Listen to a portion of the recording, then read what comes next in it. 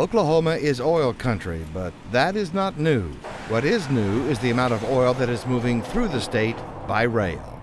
Much of that oil comes from the Bakken shale formations of North Dakota, and what isn't headed directly to a refinery is destined for Stroud, Oklahoma, where EOG Resources operates a crude oil transfer station that can unload numerous rail cars at one time. Their cargo is then pumped through a pipeline to the oil hub at Cushing. But there are growing safety concerns about oil-filled railroad cars. A runaway oil train in Canada last year slammed into the middle of a small town. The resulting fireball destroyed a number of structures and killed 47 people.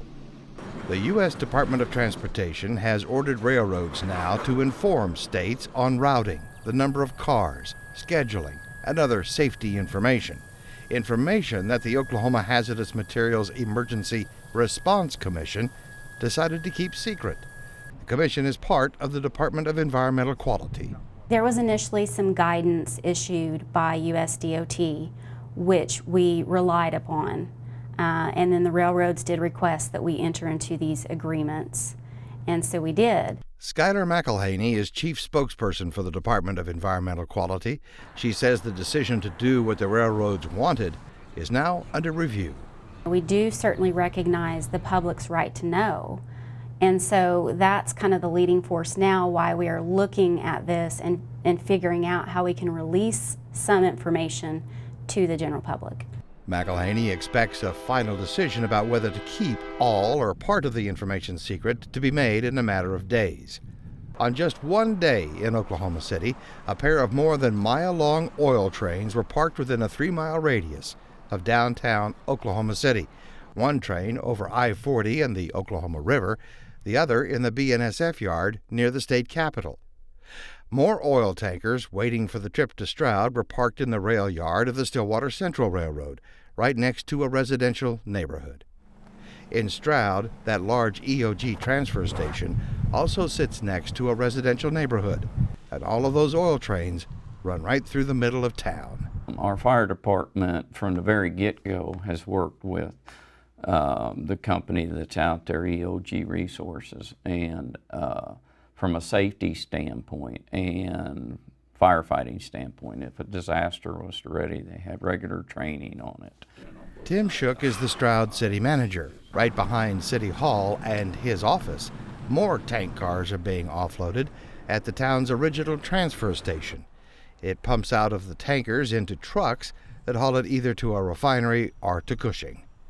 Stroud firefighters receive special training, and they have the special equipment they need to battle an oil tanker fire. We have equipment and foaming materials out at the site. We also have our equipment here in town. City Manager Shook says they take the safety issues very seriously, being fully aware of what can go wrong when working with crude oil. And we have regular conversations with them, talk about those type of issues. Because we have a responsibility to our public here in Stroud and keep them as safe as possible. There are many other hazardous materials stored across the state, many in close proximity to residential areas. Lisa Kuffler is chairperson of the local Emergency Planning Committee for Oklahoma County. The LEPC, as it is known, has a job of keeping track of what's at those facilities. If they have a large amount of a very scary substance, then yes, we're going to focus on those, especially if they're more in rural areas where you might have a volunteer fire department.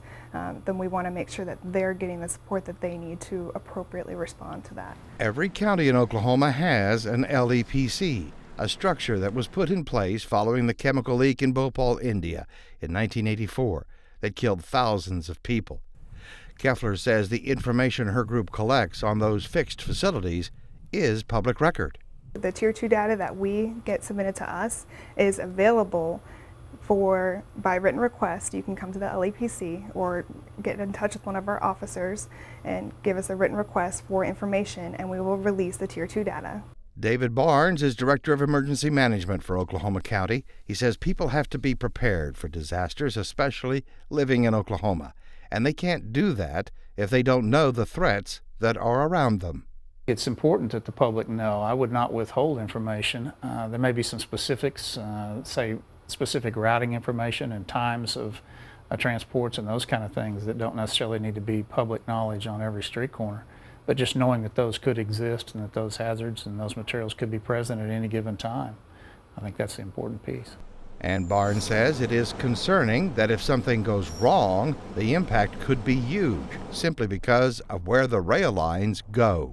The way our nation grew was basically at the hands of the railroad, and in many cases those rail lines still run right through the middle of every town. There is one other major safety concern with the oil trains. The tankers most railroads use were built in the 1960s and are known as DOT 111s. They are also known as the Pinto of rail cars because they rupture easily and explode. In Canada, all DOT 111s will be off the tracks by 2017, and now the U.S. DOT wants them gone from American railroads in that same time frame.